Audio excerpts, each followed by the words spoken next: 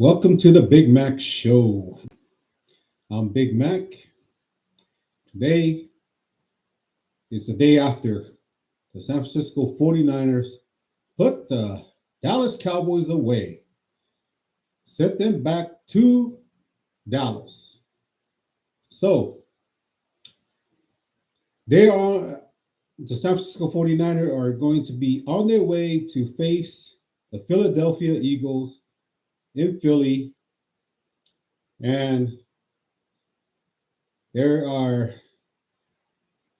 going to be a fun one.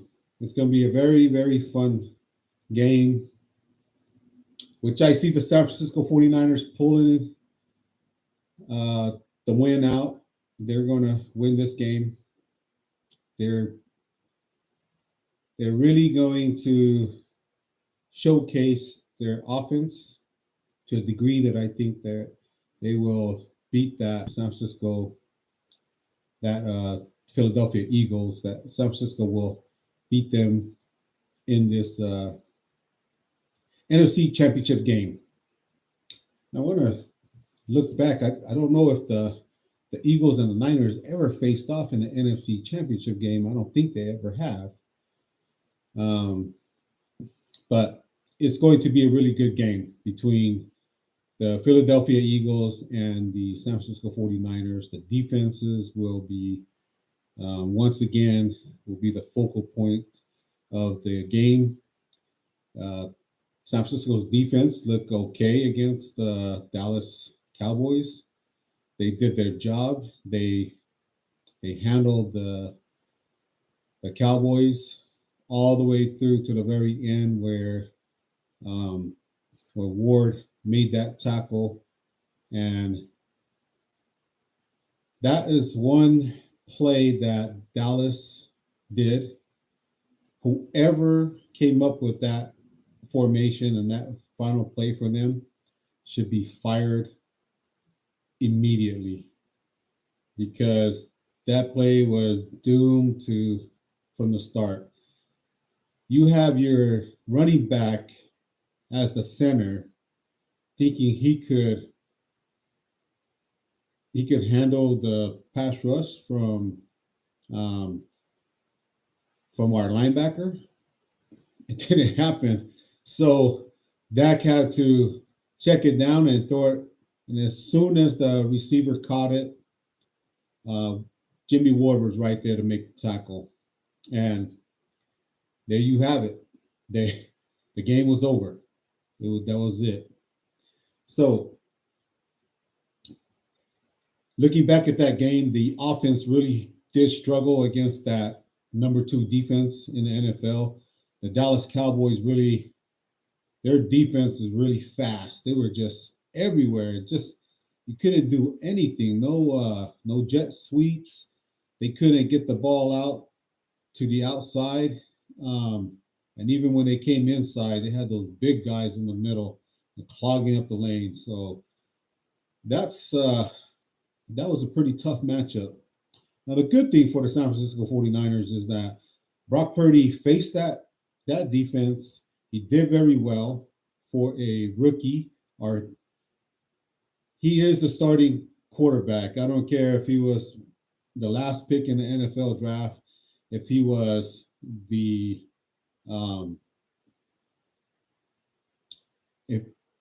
if he's the third string, if he was the third string quarterback, who cares? Brock Purdy went out there, did what he needed to do. The San Francisco 49ers came out with a win. He did enough to keep them in the game and be very competitive. So Brock Purdy did his job. The one receiver that I really come to like, he did a really good job. He was really nasty yesterday. He just got after everybody. Was Juwan Jennings, man. I can't say enough about that guy. That guy is he's a big receiver, and it's almost like he was going to get in a fight every single time that he was out there with the defensive backs or whoever it was that he was blocking on. And so he did a really good job. The other player that did a really good job was George Kittle. He did exactly what he needed to, especially on the pass down the seam where he caught the ball, he was juggling. First, he hit him in the hit his hand, and he was juggling it, and then he brought it back in, and there it was, George Kittle down the middle. I actually looked at my son last night and I was like, "Hey, watch George Kittle right down the middle, right here on this play." And sure enough, it came, and there he was, right down the middle on that seam flat, down the seam, and he made that catch. That was a really good concentration and catch for him to go down the middle on. And the trying to look something up real quick.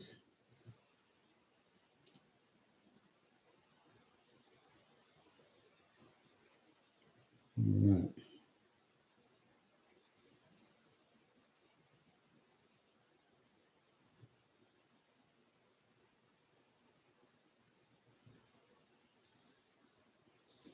Okay, so a couple of things to report on um, is that the injury report is day by day for Christian McCaffrey. His calf kind of got had a little uh, bug there with his calf. It was bugging him yesterday, and um, Charles Omenihu, he's listed as day by day too, and so there were three. I forget the other guy, but um, they're listed day today, and I think come Sunday they'll be ready to play. So moving forward, well, hey, so there were a couple of things that happened on the last night after the game. Debo Sanders tweeted, or he on social media, he went back and forth with Micah Parsons. I thought it was kind of funny that they would do that. Micah Parsons, especially, it's like, well, kind of called out Debo. So calling out Debo like that, I think after you lose a game, I think it was okay, but it should fuel Debo Sanders for uh, the Eagles game. I look for him to have a really good game in that one. I don't think that the Eagles have the kind of defense that I don't think they're as fast players that are on the Dallas that the Eagles have on their team that Dallas had. I mean, their team was really fast and they were everywhere. And although that they play in the same conference as the Eagles, so that just gives our offense the the opportunity to make everything right before the game on Sunday, where they can do some of the things that they weren't able to do against Dallas, and they didn't work against Dallas, and make it work against Philly. So the other thing is Philadelphia. They really have a good offensive line, really good offensive line, and our defensive line kind of struggled in that Dallas game yesterday. So we just have to be sure to clean everything up, and Nick Bosa's got to get off the ball and just get that pressure on Jalen Hurts. I think having same thing I said for the last game. They need to have a spy out there for. Uh, I said that they need to have somebody that's going to spy on the quarterback, and here it is. We have 3 weeks in a row where we faced a team that has a quarterback that can run. So even though against here in the playoffs, and they have that team that's going to be able to run that quarterback out and do some plays like Patrick Mahomes does. But Jalen Hurts, he can do the same things. and I think he's going to have a harder game this game. I think if you saw that what Dak Prescott did to the Tampa Bay Buccaneers on Sunday, they just it was an easy game for them. And look what happened when they faced the Niners. Not so easy. Then you have the Philadelphia Eagles just manhandling the New York Giants. I mean, they just completely manhandled them. And the Giants are not that good. They aren't that good. And we saw that on Saturday. So leading up to the game against the San Francisco 49ers, the Dallas Cowboys thought it was going to be an easy game like they had against the Tampa Bay Buccaneers, but they found out that San Francisco, although the game was a defensive game and things weren't happening that the San Francisco 49ers wanted to happen in a lot of their schemes and everything. So that just tells you that Dallas has a really good defense. I mean, you're not ranked number 2 in the NFL for no reason. There's a reason why you're ranked that high. Now, on the other hand, you have the Philadelphia Eagles. They have 6 first round picks that were drafted in the first round, defensive linemen, all across that board, and they're going to be just as good as the Dallas Mavericks were. I don't think they have that same speed like Michael Parsons did, but I mean, they are really good. And so in that game on Sunday, I see that Kyle Shanahan's got to dial up some different plays and schemes that will be able to neutralize some of the speed and everything that these defensive linemen have for the Philadelphia Eagles. Also, their offensive line, they are really good also. I mean, geez. I'm going to do a segment sometime this week on all the rugby players that come into the NFL and which rugby players are really good. So Jordan Mailata he's a really good left tackle. I mean, he's paid like one of the best left tackles there is in the game. But he used to play rugby. And I think that his pedigree from playing rugby helped him in transitioning over from the rugby game to the football game. That's one of the things that I used to play. I used to play rugby. And when I came in to play tackle football, it did not faze me a bit. I mean, I went from tackling big dudes with no shoulder pads, no pads at all, to in pads, and that's they're all different kind of collisions. But I think that transition just helped Jordan Mailata be that good as a left tackle for the Philadelphia Eagles. I think it's been 5 years or something like that. I don't know. I have to go back and look, but he hasn't been in the league that long, and he's definitely one of the better left tackles in the league. Okay, so and then I mean we got Mitch Wishnowsky that plays for the San Francisco 49ers. He's the punter. He used to be a rugby player before he went to college at the University of Utah. So that's another key thing that needs to be addressed. That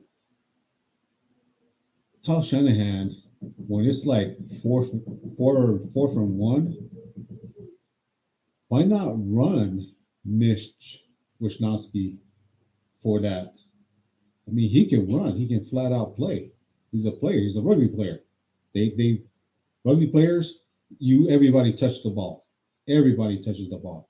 So if they need to look into getting him more involved in things like that, I mean, it's one of those surprise plays. Maybe he's waiting for the Super Bowl for that, but it wouldn't hurt.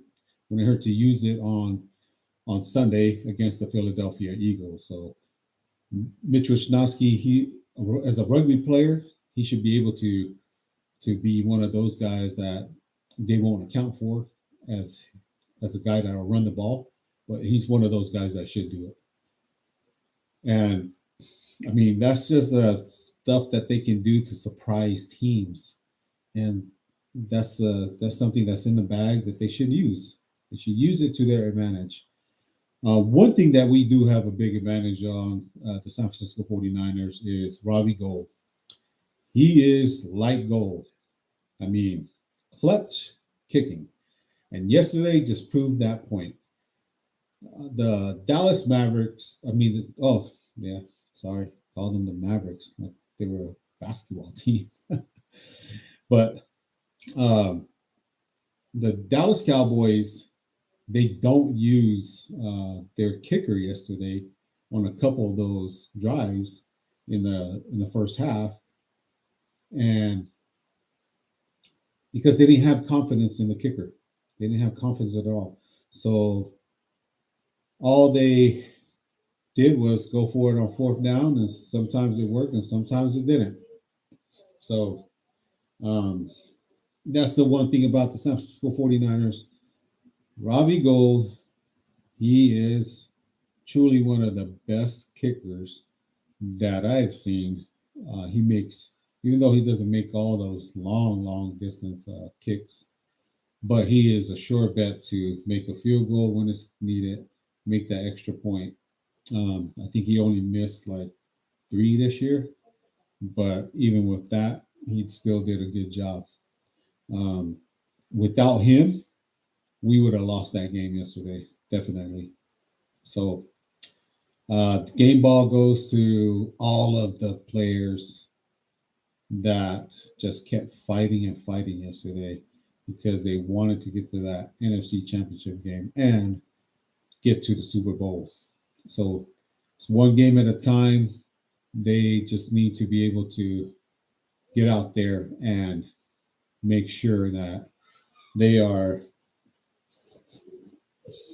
ready to take on the Philadelphia Eagles, who have a lot of weapons on their team, on offense and on defense.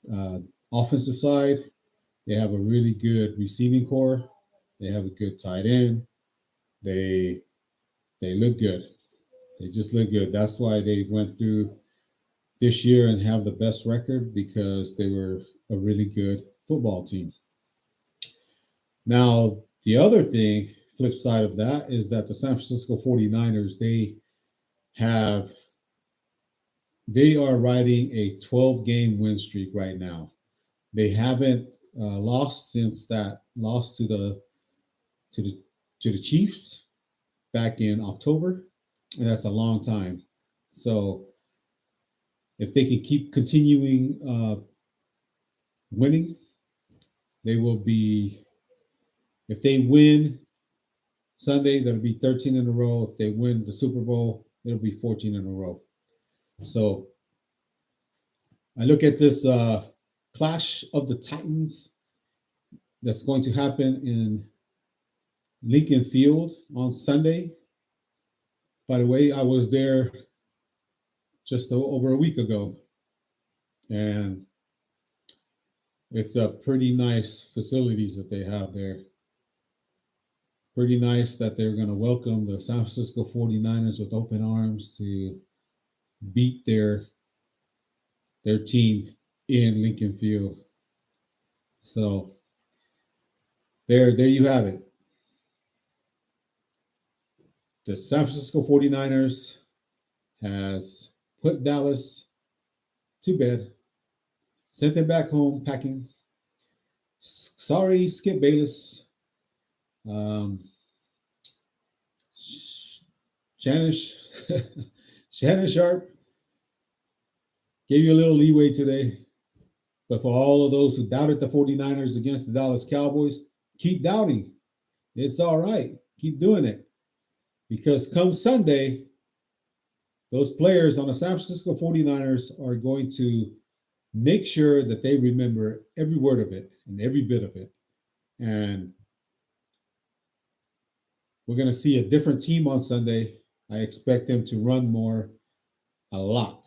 I expect them to run a lot of running plays on Sunday and sprinkle in a couple of 100-yard passes in there for a couple of receivers. And I believe that Debo Sanders is going to have a huge day. Juwan Jennings is going to make the right plays. And also Brandon Ayuk, he made some clutch plays yesterday. He had some good performance yesterday. And even Juszczyk, they finally handed him the ball, and he just went like Rathman. Got the first, got him a lot of yards. He got him some first downs. Christian McCaffrey, what more can you say? Got us our touchdown, and he ran the ball very effectively. So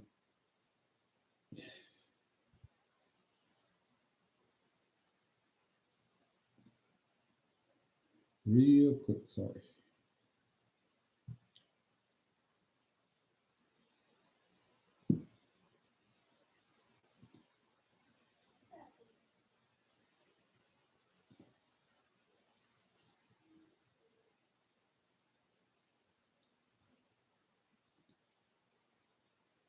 Okay.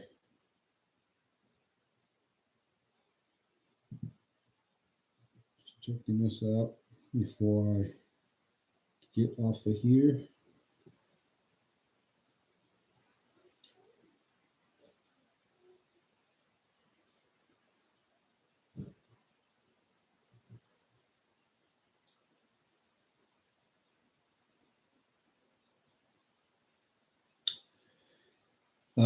Tonight, I will be calling in to Rombo Sports, and he's got his Victory Sunday on tonight. So I'll be just checking for that. And tomorrow, I will come back on live. I'll be doing some videos later on today, and just watch for that. I'm going to have some videos playing. So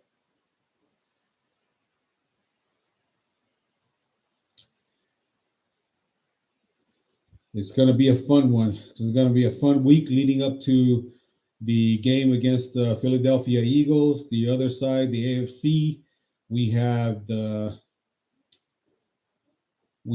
really good game with two young quarterbacks, Burrows versus Mahomes, Kansas City Chiefs versus the Cincinnati Bengals. And we'll see who's going to emerge this weekend to play for the rights to be the best team in the NFL for the 2022 to 2023 season. So this 2022 year for the NFL will end when the San Francisco 49ers faces whoever comes out of the AFC. All right, Eagles fans, if any of you guys want to come on the show and do a live stream with me, just hit me up. It's on my Twitter at Big Mac Sports. Okay. We'll see you tomorrow.